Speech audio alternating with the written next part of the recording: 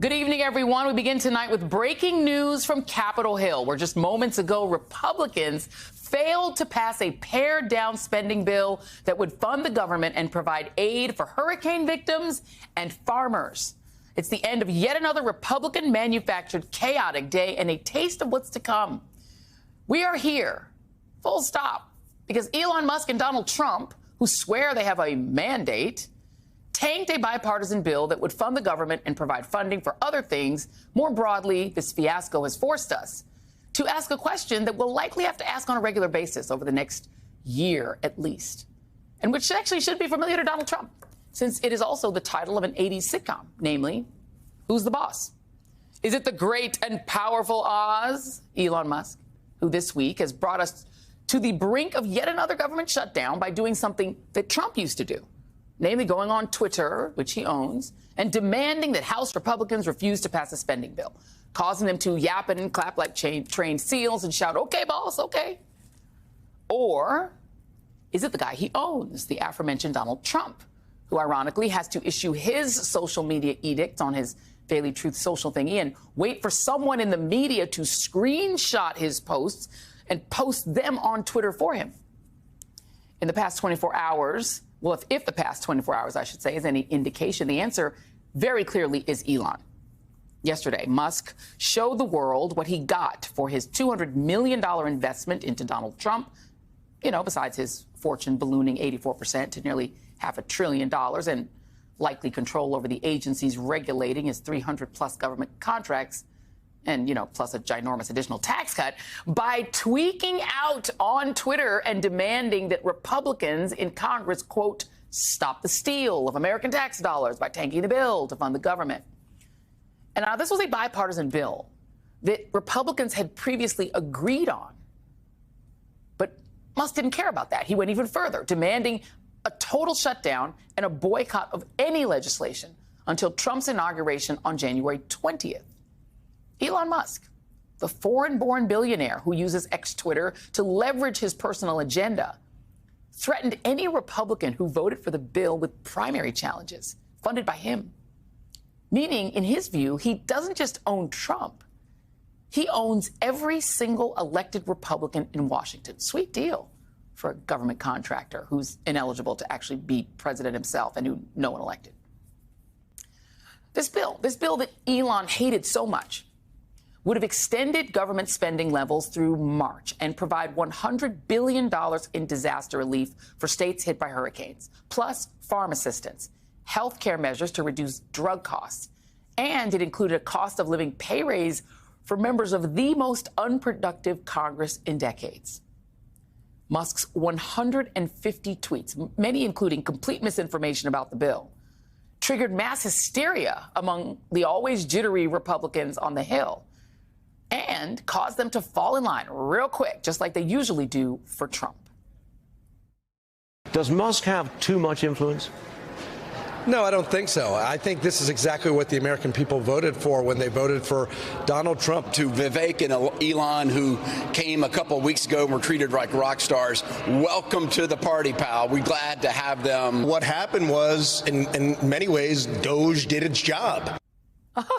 While Musk was whipping votes against the spending bill, Trump was frankly MIA, or maybe sunning himself on the patio at Mar-a-Lago, having a cheeseburger and a Coke while Daddy was working. But he did finally pipe up hours after Musk's initial Twitter tweak out, adding to Musk's demands that Congress raise the debt ceiling right now, while actual President Biden is still in office. Now, Biden, for his part, has not spoken publicly about this mess and the looming shutdown because White House officials believe, not without any founding, that this is House Republicans and President-elect Donald Trump's problem to deal with. The double discord created an obvious and awkward situation where Trump looked like he was following Musk's commands, not vice versa, and left many openly wondering who was in charge.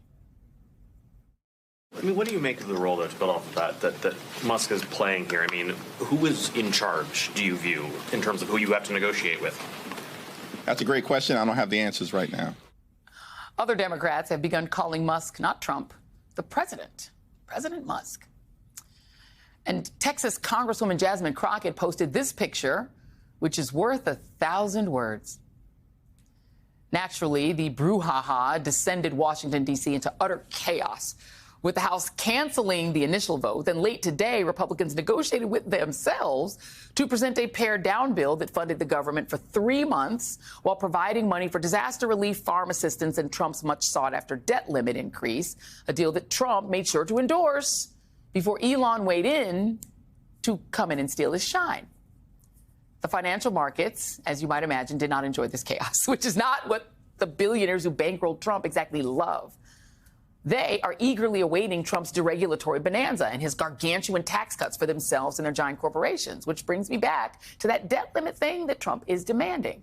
He told NBC News, quote, "The Democrats have said they want to get rid of the debt ceiling. If they want to get rid of it, I would lead the charge." Would you now?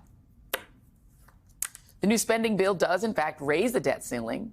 And there frankly are more than a few Democrats who, like former Democrat Donald Trump, think this whole debt ceiling idea is bunkum. It's absurd in a nation that could just print money. But let's not pretend that Trump has some altruistic goal here. He only does what serves his and his financial backers' pockets. You see, in order for the fat cats who bought themselves a president to keep their precious tax cuts, which he gave them in 2017, and expand them even further as Trump has promised them, Republicans would have to explode the debt once again, because it's going to cost us trillions of dollars to pay for those tax cuts. Tax cuts aren't free. And the money will have to be borrowed from somewhere. Hello, Social Security Trust Fund. But if Elon and Trump don't have a debt ceiling, they don't have to have a long, drawn-out fight with Democrats about what they can or cannot do with our money. See? And if you really want someone to thank, or maybe better yet, blame for this mess, you can look no further than the conservative-dominated Supreme Court, who, with the Citizen United ruling, determined that corporations are people who can pump almost unlimited amounts of money into our politics to get what they want and who they want in office. And what big money wanted in this recent election was Donald Trump's tiny little fingers on the levers of power, and apparently Elon Musk's weird fingers pulling the strings of Donald Trump and the Republican-controlled Congress. Current government funding expires Friday night, meaning tomorrow night, when Congress is scheduled to adjourn for the holidays. If a funding bill is not passed by then, the shutdown will begin at 12:01 a.m. Saturday, just in time for Christmas. Joining me now is Ali Vitale, MSNBC Capitol Hill correspondent and soon-to-be host of Way Too Early on MSNBC. Ali, it is my first chance to formally, publicly congratulate you. Way Too Early is going to really make me lose less sleep because I'm going to have to get up and watch. But I'm going to enjoy it. Congratulations. You are a brilliant journalist and you deserve it. So let's talk about it. Let's get some journalism on right now. Who is in charge? Is it Elon Musk or Donald Trump on the Hill? It's an excellent question. And look, the Hill's certainly sending me out in their typical chaotic style that we've become so accustomed to these last 2 years. I mean, just the fact that leadership willfully put something on the floor of the House that they knew was going to fail, and it failed to the tune of dozens of Republican lawmakers voting against their own leadership's bill that they negotiated only amongst themselves. The open secret here on Capitol Hill is the reason that these funding deals have been negotiated in bipartisan fashion in the past is because most Republicans, that same cluster of about 40 people who never vote for continuing government resolutions to basically just keep the lights on, they never vote for them. So they need to reach out to Democrats if they're going to have a deal, if they're going to keep the lights on. The goal has always been to not shut down the government. But the chaos is also the point for many of those members who don't like voting for government funding deals, but also don't want to see their leadership extend a hand to Democrats. That's what lands them in this current position of a complete shrug emoji, quite frankly, because what we just saw on the floor was it failed. No one has now referred it to the Rules Committee. I was talking with Congressman Chip Roy, who's one of those no-vote Republicans. He also sits on the Rules Committee. There was an open question about whether they were going to try a different procedural method to try this whole deal again and most likely see it fail there. It's not clear that that's the next move. And so they really are left sort of throwing their hands up. I do think on the Musk of it all, there's a lesson to be learned here about what this tells us for the next few years in Congress. It's not just, oh my gosh, it's going to be chaotic, but it's also that leadership needs to take the cue. In this instance, it was the speaker who got slimed. But over on the other side of the building, it's Senator John Thune, who's the newly elected Senate Majority Leader, who watched the way that Republicans negotiated. They thought they had a plan, and then Donald Trump came in from the wings and utterly tanked it on his own team.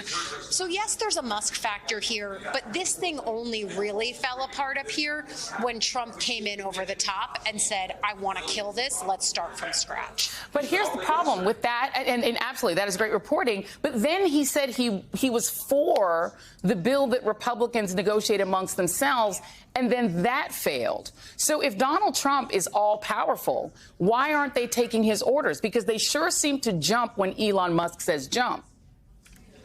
I think that Elon Musk provided for many of the conservatives that don't like voting for this kind of legislation. He provided them a big, massive energy burst of cover to say, see, we shouldn't be doing this. They were trying to message that to leadership. It was Trump who then came in and really complicated the process by saying, now I'm going to add in the debt ceiling. That was not something that was on the table. I know that it all kind of seems to be in the same pot of this is how we keep the lights on, this is how we run the government. But a debt ceiling negotiation and a government funding negotiation are two very different things. And so this is one of the leverage points that Democrats were looking at for how they could try to shape and use tight margins to their advantage in a Washington that is going to be fully Republican controlled. Trump knew that. That's why he introduced the debt ceiling back into this equation. And that's the way that he managed to alienate the very same people who were cheering when Elon Musk got into this brawl in the first place.